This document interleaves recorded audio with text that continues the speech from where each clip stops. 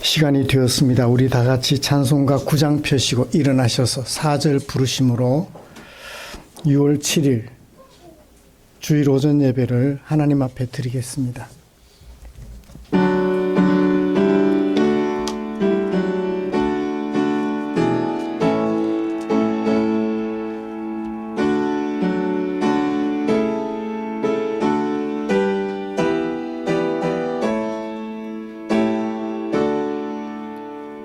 주 앞에 나올 때 우리 마음 기쁘고 그 말씀 힘되어 새 희망이 솟는다. 고난도 슬픔도 이기게 하시옵고 영원의 이때여 살아가게 하소서. 우리의 자랑과 기쁨 생명의 하나님, 우리 예배를 받아주시옵소서.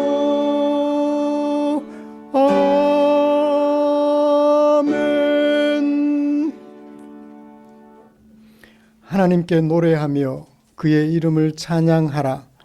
그의 이름은 여호와이시니 그의 앞에서 뛰놀지어다. 아멘.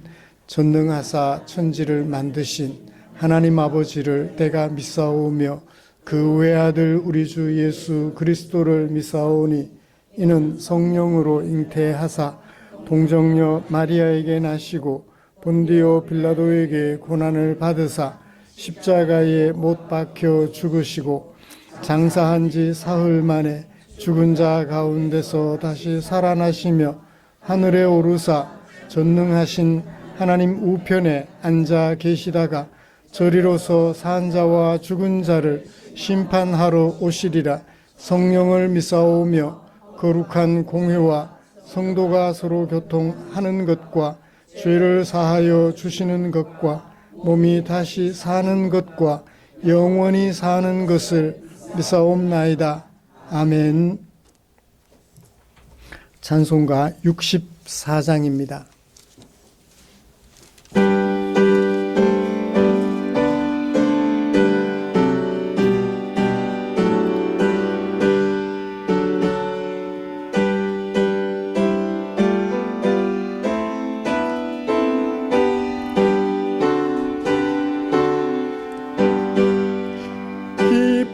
기뻐하며 경배하세 영광의 주 하나님.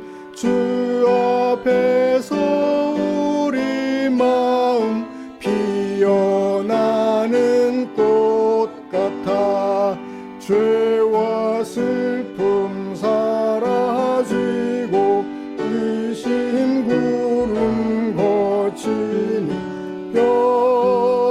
변함없는 기쁨의 주 밝은 빛을 주시네. 땅과 하늘 만물들이 주의 솜씨 빛내고 별과 천사 노랫소리 끊임없이 드높아 물과 습과 산과 골짝 들판이나 바다나 모든 만물 주의 사랑 기뻐 찬양하여라. 우리 주는 사랑이요 복의 근원이시니 삶이 기쁜 샘이 되어 바다처럼 넘치네. 아버지의 사랑 안에 우리 모두 서로 사랑하게 도와 주시옵소서. 새벽별의 노래 따라 힘찬 찬송 부르니 주의 사랑 줄이 되어 한맘 되게 하시네. 노래하며 행진하여 싸움에서 이기고 승전가를 높이 불러 주께 영광 돌리네.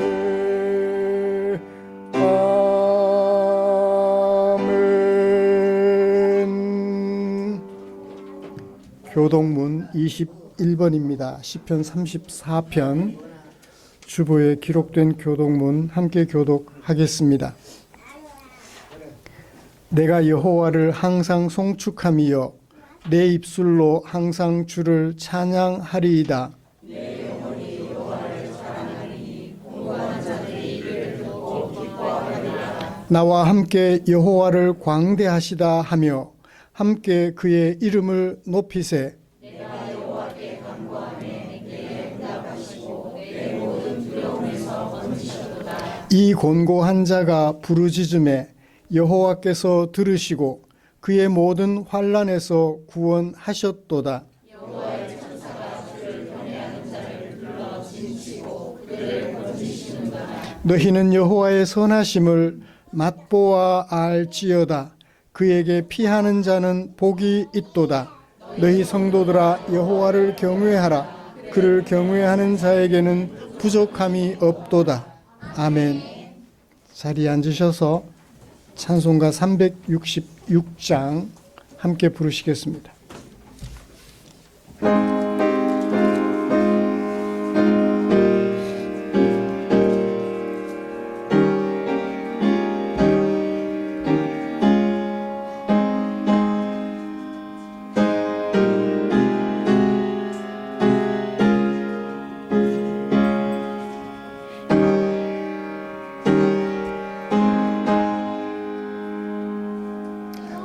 어두운 내 눈 밝히사 진리를 보게 하소서.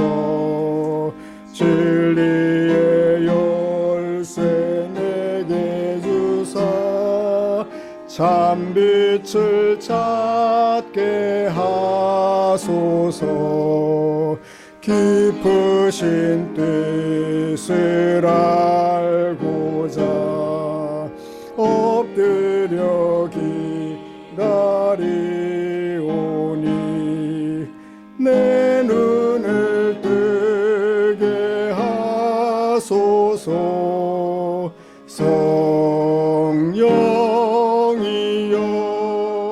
성령이여 막혀진 내 귀 여시사 주님의 귀한 성을 이 귀로 밝히 들을 때에 내 기쁨 한량 없겠네. 깊으신 뜻을 알고자 엎드려 기다리오니 내 귀를 열어주소서. 성령이여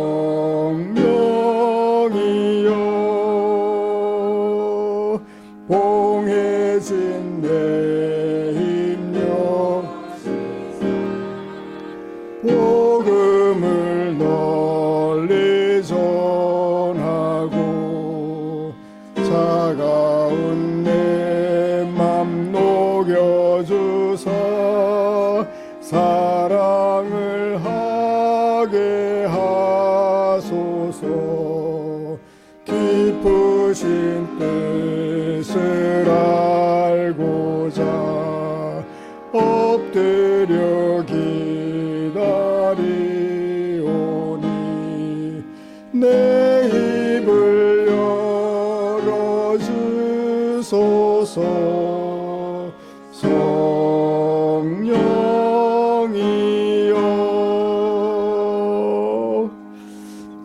아멘. 이 시간에는 김대웅 집사님 나오셔서 우리를 대표하여 기도해 주시겠습니다.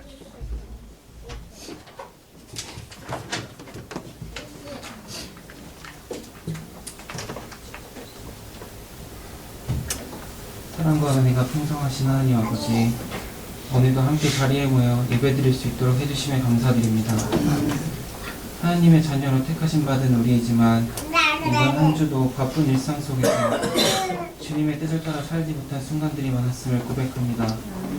천국 백성으로 이 땅을 살아갈 때 몸된 교회로서 말씀 묵상을 통해 주님과 동행하고 기도로 주님의 뜻을 구하며 남들과 구별된 삶을 살아갈 수 있는 은혜가 우리에게 있기를 소망합니다. 의로우신 하나님, 여전히 우리는 여러 갈등과 다툼으로 인해 어느 때보다도 혼란스러운 시대를 살아가고 있지만 그럼에도 오늘의 일상이 이 나라를 위해 목숨 바쳤던 순국 선열들과 북한 유공자들의 헌신 덕분임을 마땅히 기억하는 우리가 되길 소망합니다.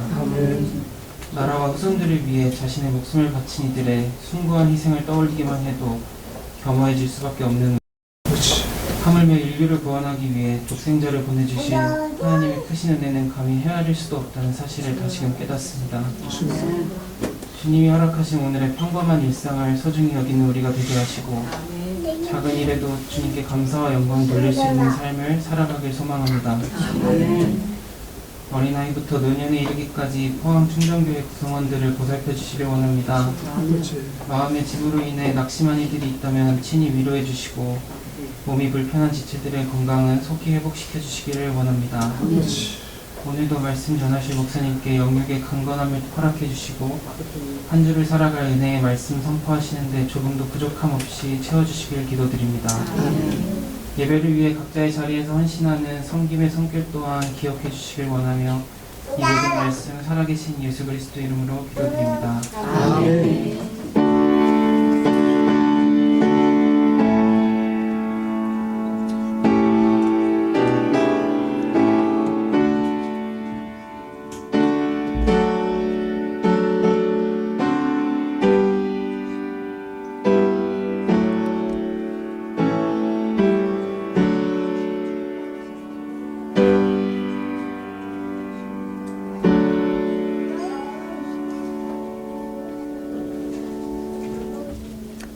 오늘 함께 묵상하고 싶은 하나님의 말씀은 시편 65편입니다.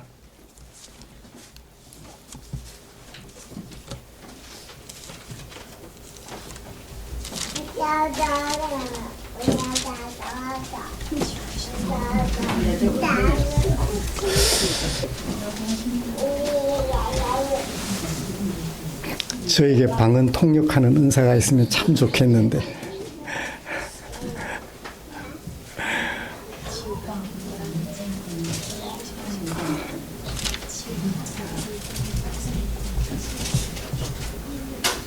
하나님은 아실 거예요. 한 절씩 교독하겠습니다. 하나님이여, 찬송이 시온에서 주를 기다리오며 사람이 서원을 주께 이행하리이다. 죄악이 나를 이겨싸우니 우리의 허물을 주께서 사하시리이다.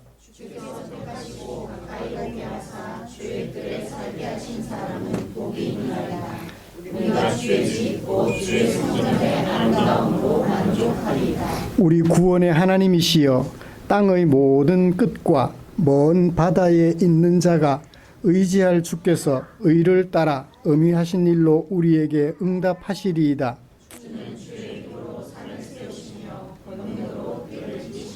바다의 설렘과 물결의 흔들림과 만민의 소요까지 진정하시나이다.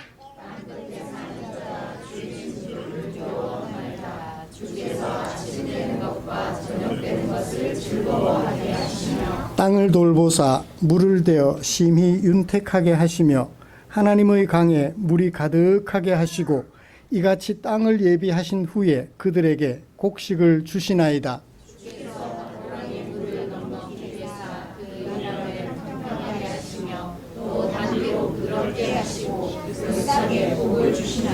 주의 은택으로 한 해를 관 씌우시니 주의 길에는 기름 방울이 떨어지며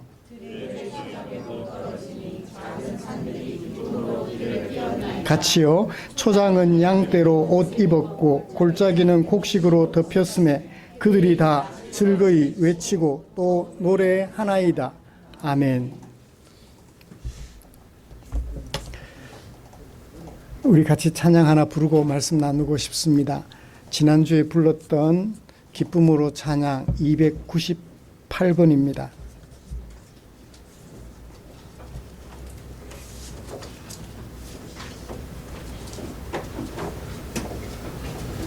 조금 천천히.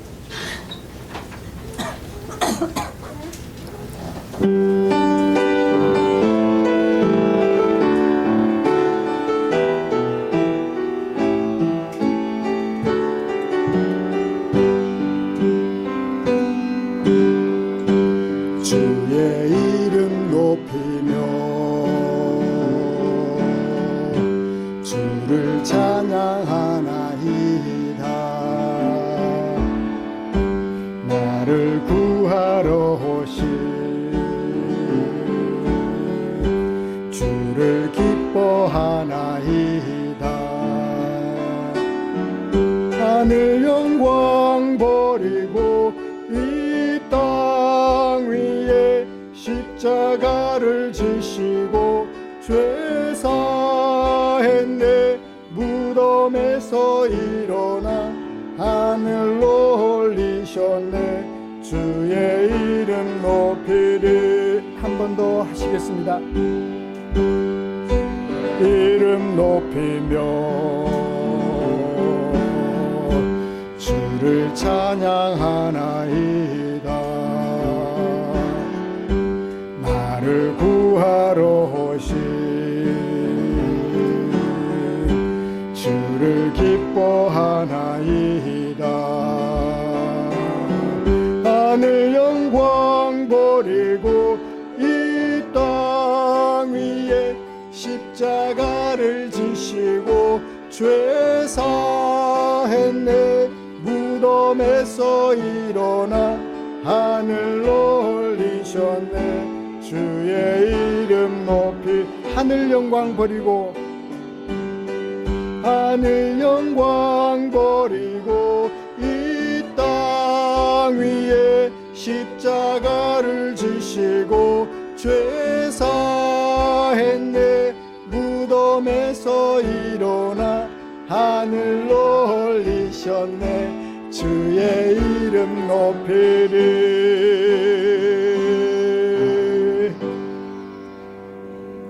아멘.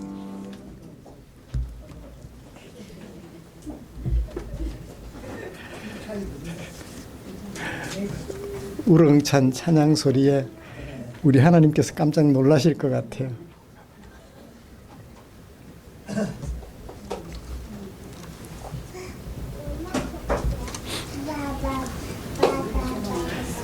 우리는 지난주에 창세기 45장 1절부터 15절까지 말씀을 통해서 지난 일들 때문에 원수가 될 수도 있었지만 함께 하시는 하나님의 은혜를 기억하는 요셉이 형들과 화해를 이루는 사건을 살펴보면서 용서와 화해의 중요성을 살펴보았습니다.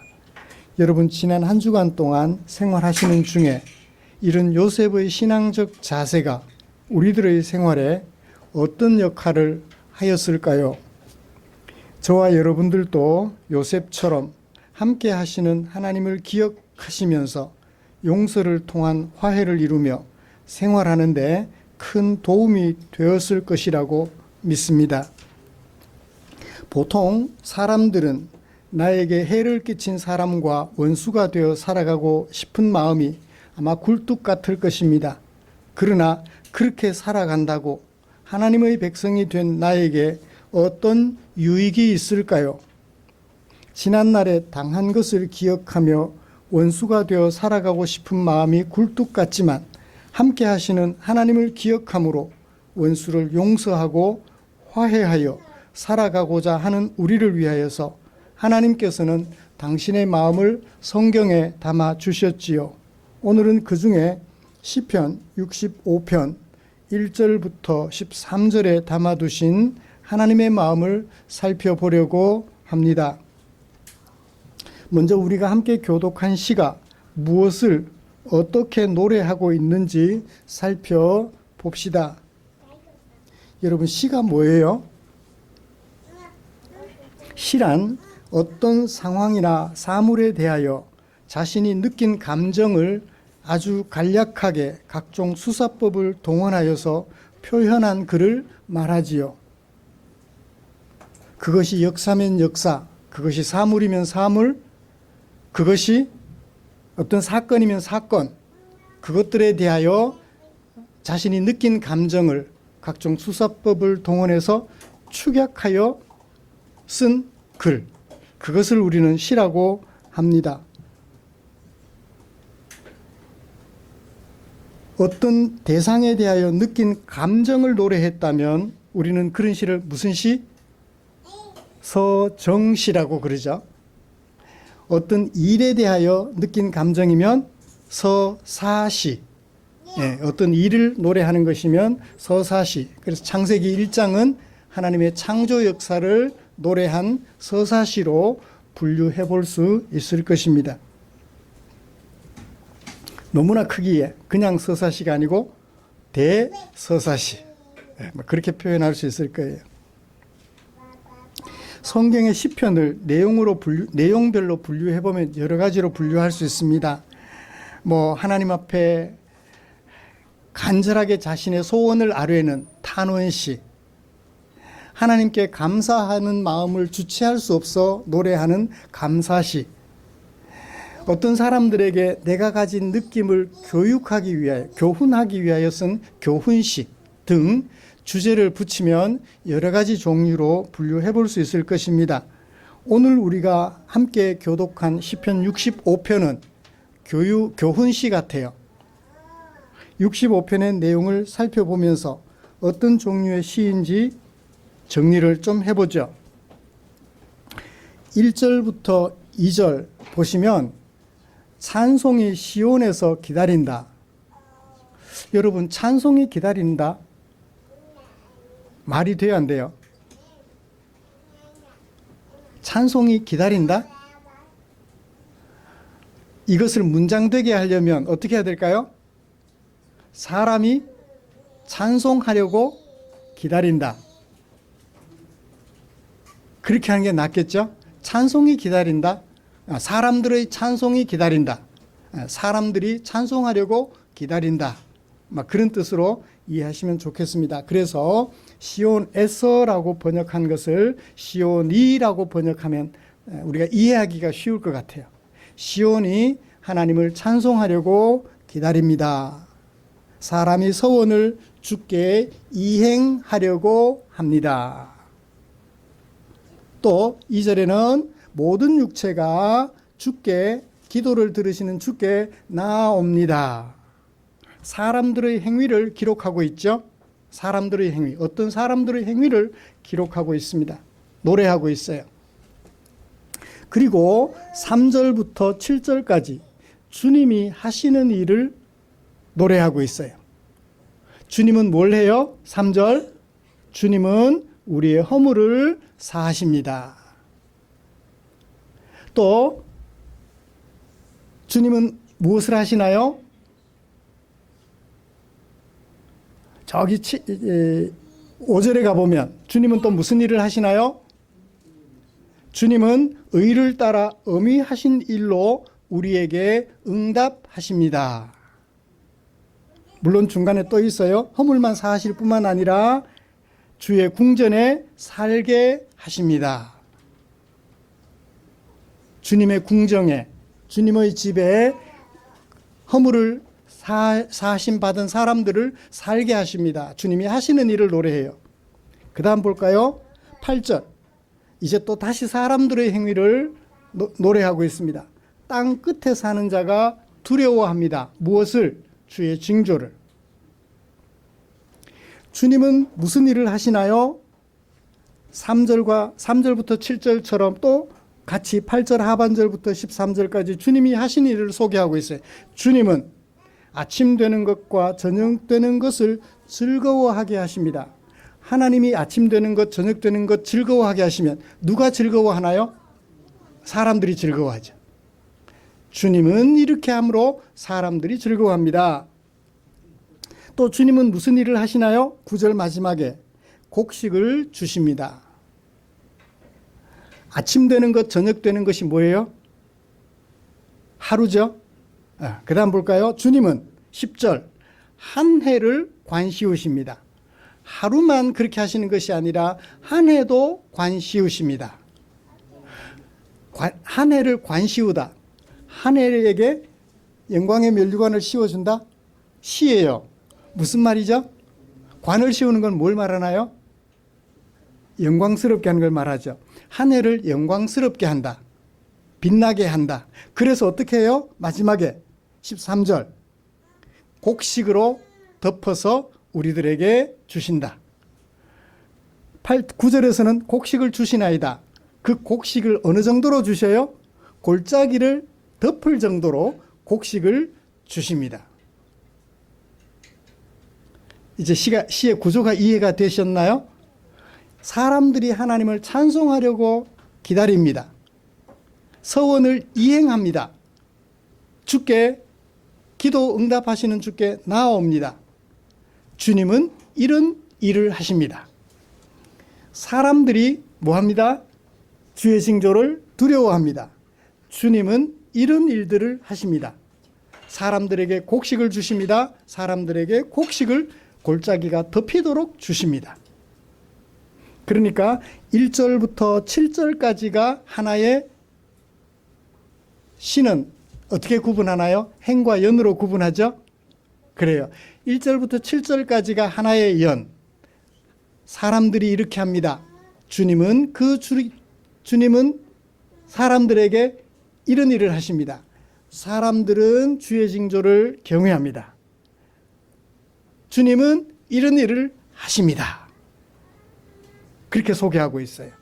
그러면 같은 뉘앙스를 가진 구조가 두 번 반복되죠. 사람들은 이렇게 합니다. 주님은 이렇게 합니다. 사람들은 이렇게 합니다. 주님은 이렇게 합니다. 같은 뉘앙스를 가진 문장이 두 번 반복돼요. 그렇죠?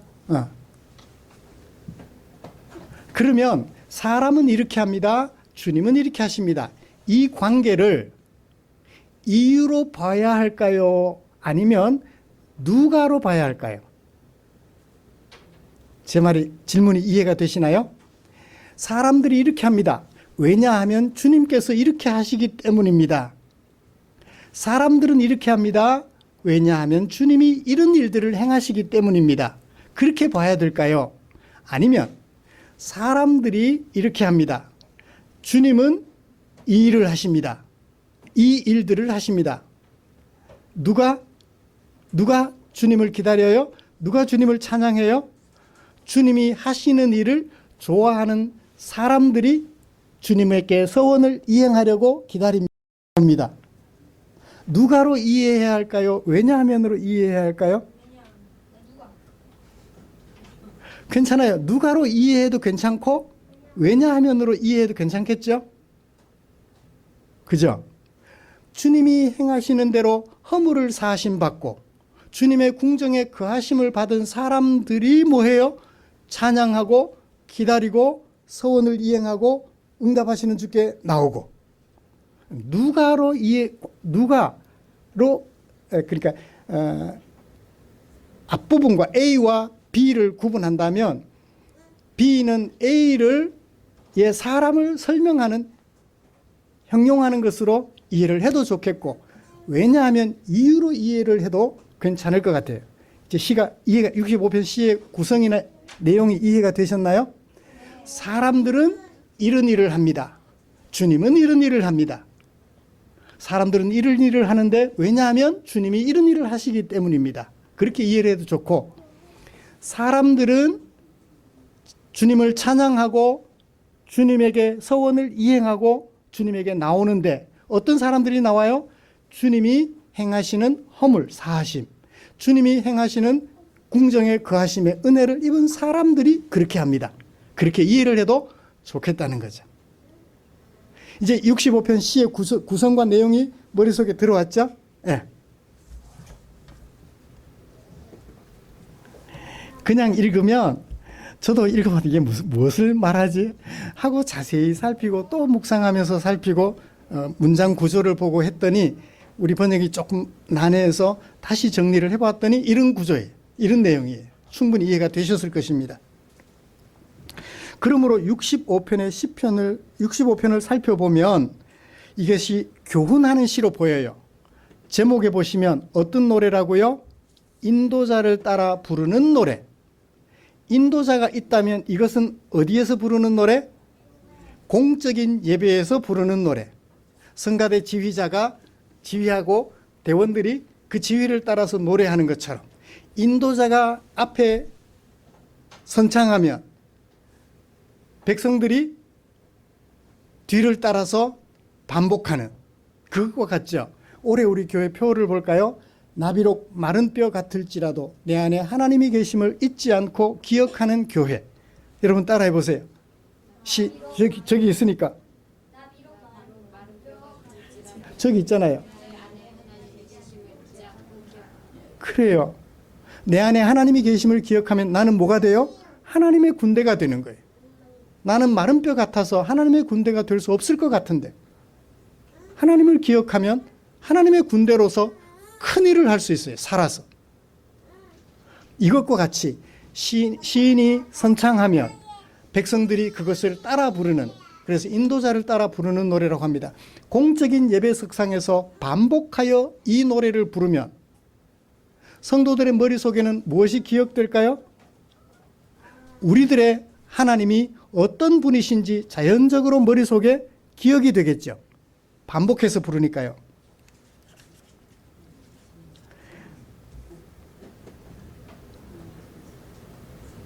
아름다운 이 땅의 금수강산에 역사는 흐른다. 어때요? 반복해서 아이들이 노래를 부르니까 우리나라 100명의 위인들의 역사를 다 꿰고 있잖아요. 그렇죠? 그러므로 이 시도 똑같이 또 이런 것도 있어요. 창세기 출애굽길의 위기, 민수기 신명기 여호수아, 성경 목록가, 노래로 반복하여 부르다 보면 그것이 외워지죠. 아직 혹시 우리 성도님들 중에 성경 목록 다 못 외우시는 분들 계시나요? 노래로 불러보십시오. 창세기 출애굽길의 위기, 민수기 신명기 여호수아, 사사기 룻기 사무엘상하, 요한계시록. 그러면 66권이 다 외워져요. 그러니까 이것은 하나님이 우리들과 어떤 관계를 가지고 계시는가 하는 것을 반복하여 노래 부름으로써 머릿속에 기억하게 하는 교훈시로 읽어볼 수 있겠죠. 그래서 제가 오늘 제목을 노래로 가르치는 교육. 다윗이 참 머리가 좋았던 것 같아요.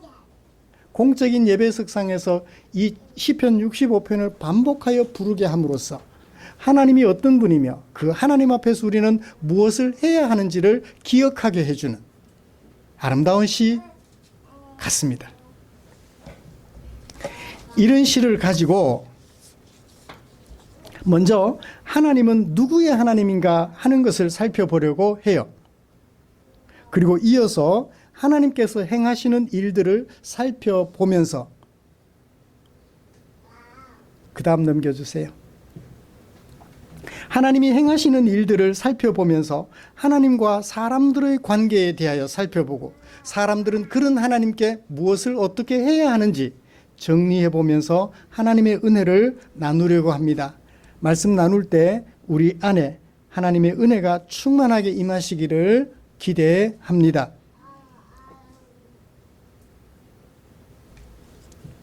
서론이 좀 많이 길었어요.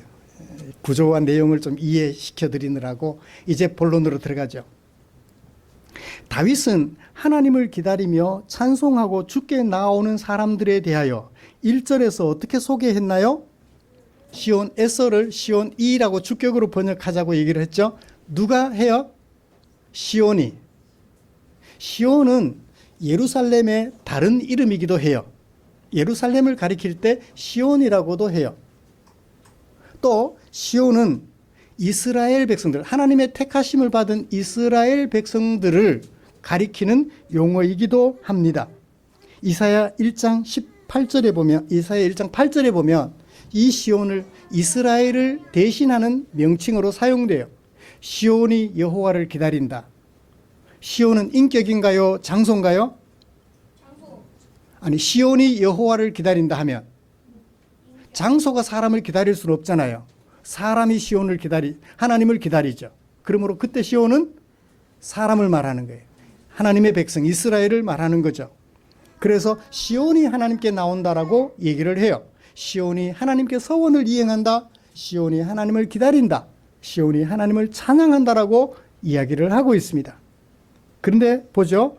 2절에서는 누가 하나님께 나온다? 2절에서는 모든 육체라고 얘기를 해요. 모든 육체. 그 다음에 5절에는요, 땅의 모든 끝과 먼 바다에 있는 자. 땅의 모든 끝에 있는 사람은 이해를 했어요. 그죠? 내가 서 있는 이곳에서 멀리 떨어져 있는 곳에 사는 사람들.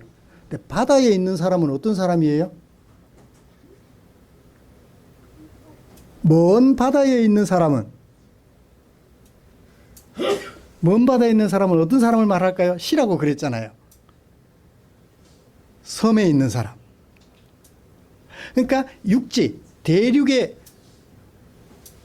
5대양 6대주라고 그러잖아요. 대륙에 있는 사람들뿐만 아니라 대륙을 뛰어넘어 섬에 거주하는 사람들까지 모든 사람들을 지칭하는 용어가 땅 끝에 있는 사람, 먼 바다에 있는 사람 말하죠. 그 다음에 8절을 볼까요? 8절에는 뭐라고 말했죠? 땅 끝에 사는 자가. 이제는 한 번만 말해요. 땅 끝에 사는 자가. 다윗의 생각에는 하나님은 누구의 하나님? 시온의 하나님일 뿐만 아니라 이스라엘의 하나님일 뿐만 아니라 모든 지구상에 살아가는, 그리고 한 시대만 아니라 창조 때부터 주님 다시 오실 때까지 이 지구상에 살아가는 모든 사람들의 하나님이심을 다윗은 인식하고 있었던 것 같아요. 그죠? 1절에서는 시온이라고 말했고 2절, 5절, 8절에서는 시온을 넘어서서 땅 끝에 사는 사람들까지, 땅 끝을 넘어서 섬에 사는 사람들까지 모두가 다 하나님에게 나오며 하나님을 찬양하고 하나님을 기다린다고 말하고 있습니다. 그러므로 다윗의 생각에는 하나님에게 나오는 사람들을 이스라엘 백성들로 제한하지 않고 모든 사람들로 폭넓게 생각하고 있음을 알 수 있죠. 그래요. 이런 생각은 이사야 선지자를 통하여서도 드러납니다. 다윗으로부터 약 300년이 지나서, 다윗이 천년대 사람이니까 이사야 선지자는 700년경 사람이고요. 300년이 지나서 이사야도 이렇게 말합니다. 내가 또 너를 이방의 빛으로 삼아 나의 구원을 베풀어서 어디까지? 땅 끝까지 이르게 하리라. 이때만 해도 그래도 다윗의 생각이 이스라엘 백성들뿐만 아니라 땅에 사는 모든 백성들이 하나님께 나온다라고 이해를 하고 있었어요. 그런데요, 조금 지나면, 그리고 신약시대에 이르면 그것은 더 분명해집니다. 예레미야 7장 4절을 보죠. 너희는 이것이 여호와의 성전이라, 여호와의 성전이라, 여호와의 성전이라 하는 거짓말을 믿지 말라. 여호와의 성전에서 하나님을 예배하는 시온, 이 사람들만이 하나님의 백성이라는 생각을 가진 사람들이 있었던 거예요. 자기들만 하나님의 백성이라는 거예요. 혈통적으로 아브라함의 후손들. 그것도 아브라함의 후손들 중에 이스마엘의 후손 말고 이삭의 후손들. 이삭의 후손들 중에 에서의 후손 말고 야곱의 후손들. 자기들만 하나님의 백성이라는 선민의식이 이스라엘 백성들 속에 서서히 자리 잡기 시작합니다. 예수님 당시에 와도 똑같이 그런 생각이 자리 잡고 있었어요. 마태복음 3장 9절. 예레미야 선지자가 했던 말을 그대로 반복합니다. 속으로 아브라함이 우리의 조상이라고 생각하지 마라. 너희들만 아브라함의 조상이 아니야 라고 얘기를 합니다.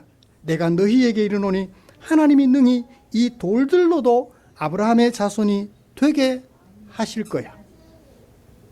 너희들만 하나님의 백성들이 아니라 세상에 있는 모든 사람들이 하나님의 백성이 될 수 있다는 폭넓은 다윗이 가졌던 생각을 그대로 예수님은 소개하고 있습니다. 예수님 이후에 사도행전에 오면 사도들의 말에서도 이것이 등장하지요. 우리는 그들 이방인들이 우리와 동일하게 주 예수의 은혜로 구원받는 줄을 믿노라 라고 사도 바울이 설교할 때 한 말을 기억해 봅니다. 여기서 우리 다시 정리해 보죠. 한때 하나님께 나올 사람들은 시온, 이스라엘 백성들로 제한하여 이해한 때가 있었어요. 오해예요, 그죠? 하나님께 나오는 사람들은 이스라엘 백성들, 혈통적 이스라엘 백성들 뿐만 아니라 모든 땅에 사는 사람들이 다 하나님께 나올 수 있다. 그러므로 하나님은 누구의 하나님? 이스라엘의 하나님만이 아니라 모든 인류의 하나님이시라는 것입니다. 그러니까 우리도 하나님을 예배하고 있죠. 여러분들 아브라함의 후손 아니잖아요. 그죠? 이삭의 후손 아니에요. 야곱의 후손 아니에요. 그런데 우리가 하나님을, 그들이 섬겼던 하나님을 우리가 믿고 있잖아요. 우리가 섬기고 있잖아요. 그러므로 우리는 다윗이 노래한 이 하나님이 우리들의 하나님이심을 잊지 않고 기억해야 할 것입니다. 자, 그러면 이제 모든 육체가 하나님을 기다리고 찬송하며, 하나 더 넘겨주세요. 모든 육체가 하나님을 기다리고 찬송하며 주께 나오며 주를 경외하는 이유를 살펴봐야 될 거 아니에요. 아까 이유일까요? 누구일까요? 사람일까요? 제가 말씀드렸는데 누구로 이해를 해도 괜찮고 이유로 이해를 해도 괜찮다고 얘기를 했습니다. 모든 육체가 하나님을 기다리고 찬송하며 주께 나오며 주를 경외하는 이유로 보죠. 이유가 뭘까요? 주께서 어떤 일들을 행하시기 때문이에요. 주께서 행하시는 그 일들을 내가 알고 있기 때문에 그래요. 경험한 사람들이기 때문에 그렇습니다. 누가 하나님을 기다리고 찬송하며 주께 서원을 이행하려고 나올까요? 주께서 행하시는 일들을 기대하는 사람들이 나올 것입니다. 그렇죠? 네. 누구로 이해를 해도 괜찮고 이유로 이해를 해도 괜찮다고 말씀을 드렸습니다. 하나님께서 주께 나오는 모든 육체를 위하여 행하시는 일들은 어떤 것이 있을까요? 3절, 4절을 보죠. 주께서 무엇을 사하셔요? 우리 개역개정은 목적어를 앞에 두었습니다. 주어를 앞에 두면 주께서는 무엇을 사하셔요? 우리의 허물을 사하셔요. 주께서는 우리의 허물을 사하십니다. 허물, 죄를 사하십니다. 또 4절에 주님은 뭘 하셔요? 택하십니다. 누구를? 우리의 허물을 사하셨으니까 누구를 택하셔요? 우리를 택하죠. 이소은을 택하시는 거예요. 이소은의 허물을 사하시고 이소은을 택하시고 그 다음에 주께서 가까이 오게 하셨다. 누구를? 허물을 사하시고 택하신 이소은을. 그 다음에 어떻게 하셨어요? 그래서 이소은은 주의 뜰에 살게 된 거예요. 주의 궁정에 살게 된 거예요. 하나님의 집에 살게 된 거예요. 여러분 생각해 보세요. 똑같이 우리 이 지구상 하나님이 지으신 피조물, 이 지구에 살아가고 있습니다. 그런데 어떤 사람들은 그냥 지구에 살아가고 있고 어쩌다가 생긴 지구에 살아가고 있고 우리는 하나님이 지으신 지구에 살아가고 있어요. 이해가 되세요? 어떤 사람들은 어쩌다가 생긴 그냥 우연히 생긴 지구에 살아가고 있대요. 그런데 우리는 우연히 생긴 지구가 아니라 하나님이 만드신 하나님의 집에서 살아가고 있다. 똑같은 지구인데 바라보는 생각이 다르죠? 우연히 생겼느냐? 하나님이 지으셨느냐? 하나님의 궁정은 하나님의 집, 하나님이 지으신 집이니까요. 그래요. 하나님은 우리의 허물을 사하시고 우리를 택하시고 우리를 주님께 가까이 살게 해주셨어요. 그래서 우리는 어떻게 됐나요? 주님의 뜰에 주님의 궁정에 살게 되었어요. 그런 우리는 어떤 사람? 마지막에 있잖아요.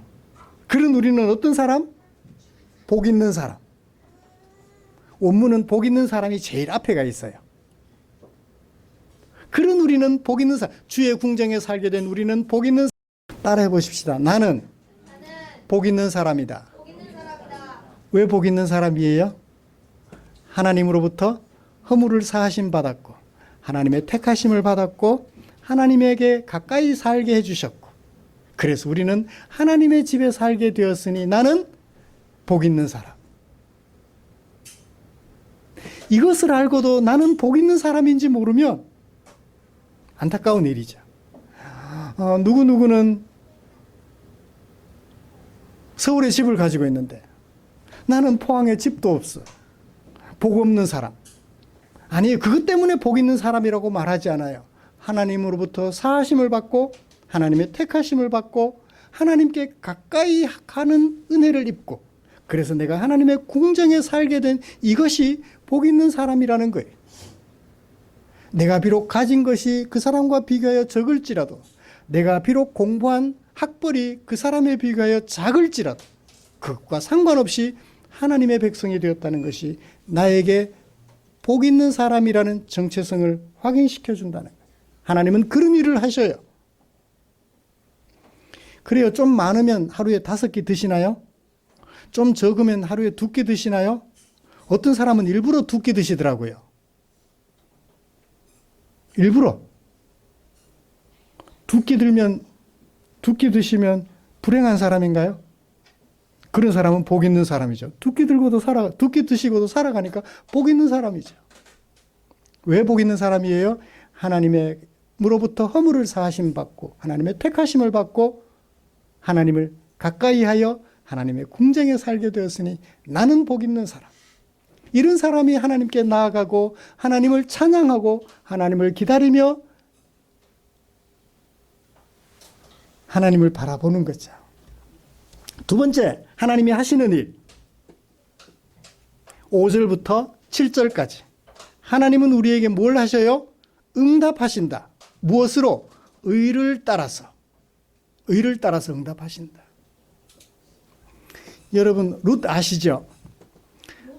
룻은 남편이 있었는데 지금은 남편이 있어요, 없어요? 없어요. 죽어버렸어요. 사별했습니다.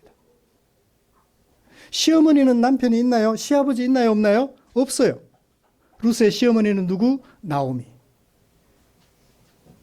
그런 혈혈단신 과부가 된 시어머니에게 과부가 된 룻이 말합니다. 나오미는 이스라엘 사람이고 룻은 모압 사람이에요. 이방인이에요. 천대받던 이스라엘 백성들로부터 천대받던 차별받던 모압 사람입니다. 근데 모압 여인 룻이 이스라엘 과부인 시어머니 나오미에게 이렇게 말합니다.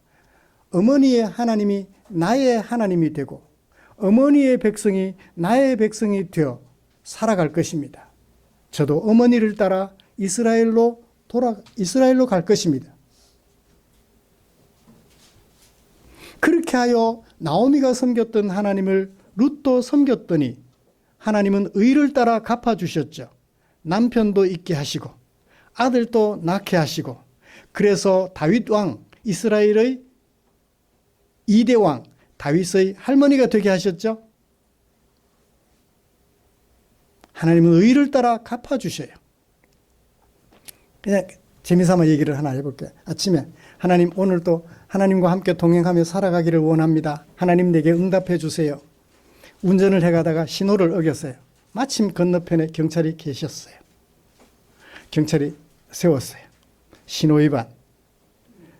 과태료라 그러나요? 범칙금이라 그러나요? 딱지를 떼요. 기쁘게 딱지를 받아듭니다. 면허증을 제시하고 받아들어요. 하나님은 의를 따라 응답해 주셨죠? 법규 위반했으니까 법규 위반한 대로 또 벌도 주시는 거예요. 잘하면 잘한 대로, 잘못하면 잘못한 대로 하나님은 응답해 주시는 거예요. 범칙금 딱지 떼면 하나님이 응답 안 해주시는 거예요? 응답해 주신 거예요. 내가 잘못했을 때 잘못했다고 회초리를 때리는 것 응답이에요. 내 아버지이기 때문에 그런 거예요. 남이면 그렇게 안 하죠. 그렇죠? 남이면 그렇게 안 해요. 아버지이기 때문에. 근데 그렇지 않은 경우도 있어요. 내가 잘못한 것 하나도 없는데 억울하게 일을 당하기도 해요. 그런 건 잘 모르겠어요. 하나님께서 어떤 계획이 있는지. 어떻든 하나님은 의를 따라서 응답하신대요. 그것도 어떻게? 위엄으로, 엄위하심으로. 의를 따라 응답하시는데 능력이 있어야 돼요? 능력이 없어야 돼요? 능력이 있어야 의를 따라, 그죠? 응답하시죠. 능력이 없으면 의를 따라 응답하실 수 없습니다. 그 능력을 위엄, 엄위로 번역해 두었던 것을 봅니다. 그 다음에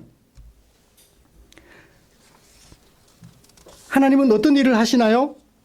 8절 하반절부터 13절까지 하루를 주관하시고 한 해를 주관하셔서 하루를 주관하셔서 뭘 주시고 우리에게 곡식을 주시고 한 해를 주관하셔서 곡식을 주시는데 어떻게 주셔요?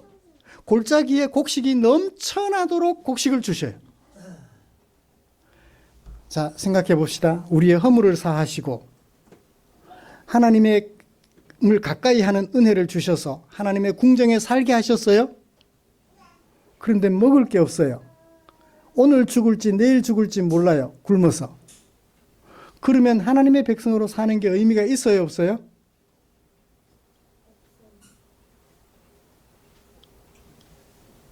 쉽게 대답이 안 돼요? 당장 굶어 죽을 판이에요. 어떻게 해요? 물론 허물의 사하심을 받고 하나님을 가까이 하는 은혜를 입어서 하나님의 궁정에 살게 된 거 좋기는 하지만 살아야 될 거 아니에요, 그죠? 먹고 사는 게 없으면, 일용할 양식이 없으면, 예를 들어보죠. 하나님께서 이스라엘 백성들을 종로로 사던 애굽 땅에서 이끌어내셨어요. 광야에서 굶어 죽게 됐어요. 목말라 죽게 되었어요. 불평하는 게 정당해요? 부당해요? 정당해요. 하나님 우리를 굶어 죽게 하려고 광야로 인도해 내셨습니까? 우리를 목말라 죽게 하려고 광야로 인도해 내셨습니까? 근데 하나님은 야단쳐요? 야단 안 쳐요? 야단쳐요. 왜요? 내가 너를 불러내었으면 어떻게 할 건데? 먹을 것 주시고 목마를 때 마실 물을 주실 건데 하나님 목이 말라요. 하나님 배가 고파요. 왜 기도하지 않고 원망하느냐? 그래서 하나님이 야단치셨죠. 하나님은 우리의 허물을 사하시고 하나님의 궁정에 살게 하실 뿐만 아니라 살아갈 양식까지도 공급해 주신다. 이런 하나님이다. 그러니 어떻게 하자? 하나님께 나아가고 하나님을 기다리고 하나님을 찬양하고 기도 응답하시는 하나님께 나가야 되지 않겠니? 시인은 그걸 지금 얘기를 하고 있는 것 같아요.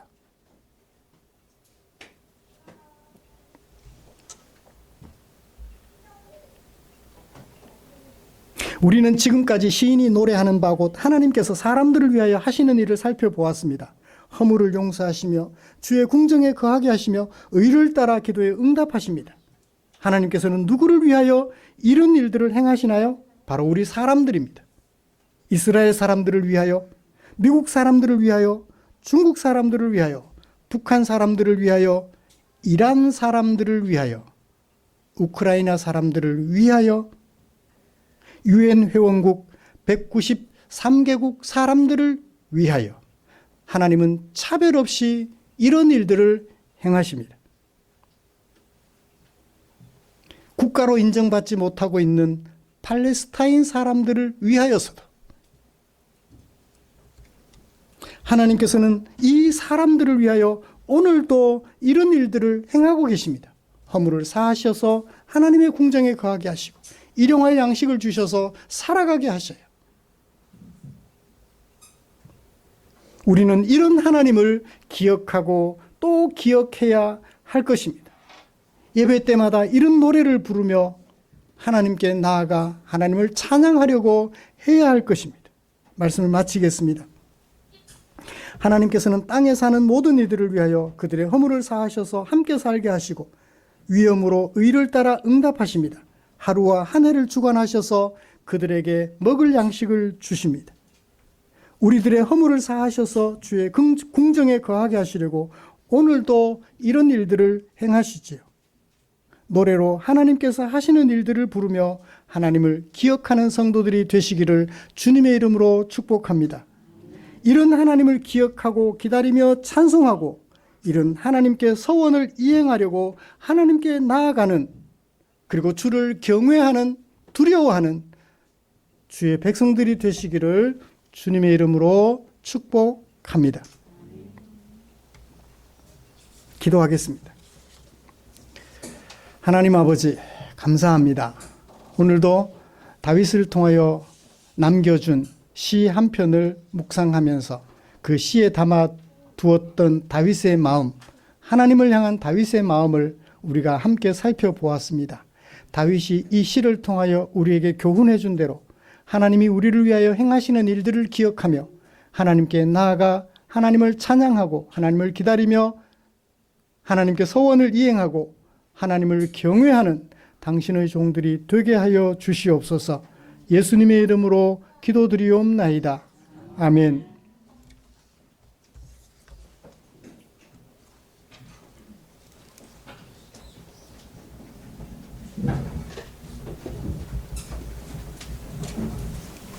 찬송가 634장 부르시면서 준비한 헌금 드리겠습니다.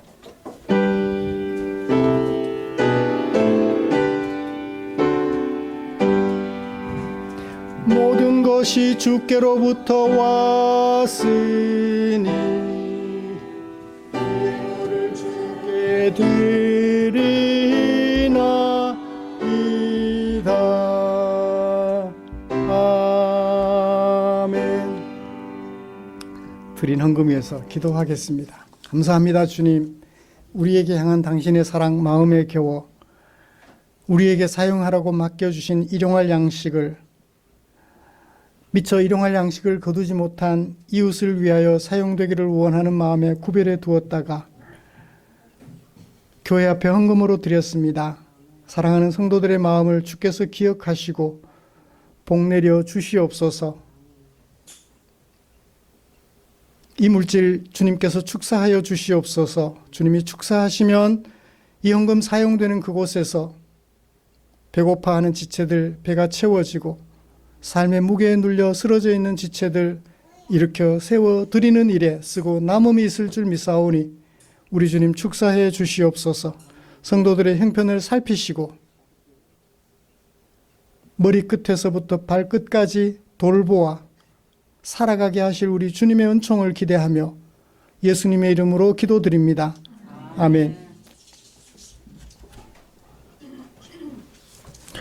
교회 소식 알려드리겠습니다. 다음 주 김보경 집사님 기도시고요. 우리의 삶과 인격을 아름답게 하는 하나님 말씀 묵상에 최선을 다해 주십시오. 지난주 재직회 때 우리 결의했던 대로 6월 마지막 주 안수집사 1인과 시무권사 1인 피택을 위한 공동의회를 가지도록 하겠습니다. 기도하시면서 우리 교회가 좀 든든한 교회로, 조직교회로 서갈 수 있도록 어떤 분을 안수집사로 피택해야 할지, 어떤 분을 시무권사로 피택해야 될지 살펴서 투표하는 은혜가 있기를 기대합니다. 이미 이 협동 안수 집사님이 한 분 계세요. 그분은 제외입니다. 안수 집사가 세워지면 동일하게 우리 교회는 두 분 안수 집사가 되는 것입니다. 권사님도 마찬가지예요. 이미 협동 시무 권사님이 계시니까 그분은 제외하고 다른 분을 마음에 생각하시면서 기도하시면서 투표해 주시면 고맙겠습니다. 무기명 비밀 투표입니다. 연령상 70세 이하면 좋겠어요. 왜냐하면 70세가 정년으로 되니까 70세 이하이면 좋겠습니다. 잘 살펴서 기도하시면서 그렇게 피택해서 투표해 주시면 고맙겠습니다.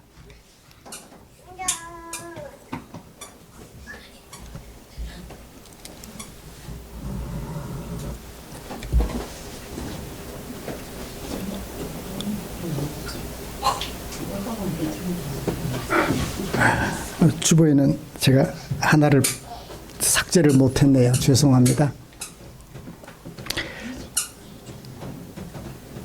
곁에 계시는 분들과 인사 나누시죠.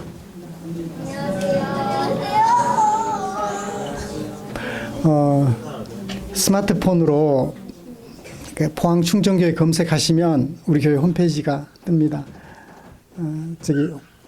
집사님 광고도 좀 들어가면 좋겠어요.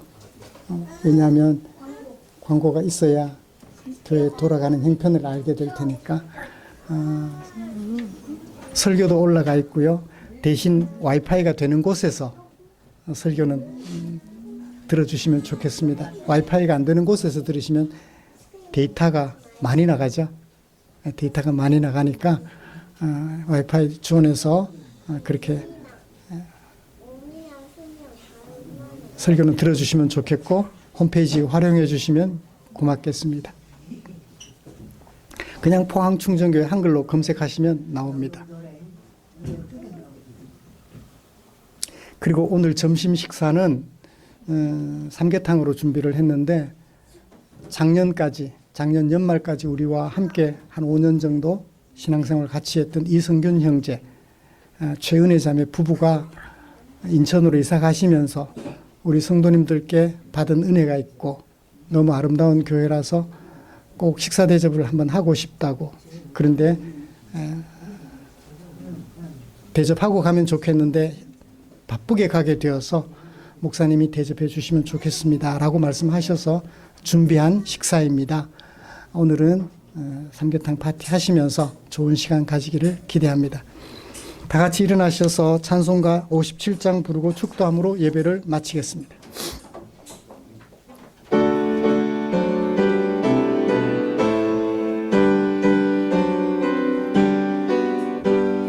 오늘 주신 말씀에 새 힘 얻어서 세상으로 나가서 살아갈 때에 나 혼자 힘으로 늘 부족하오니 주여 나를 도우사 승리하게 하소서.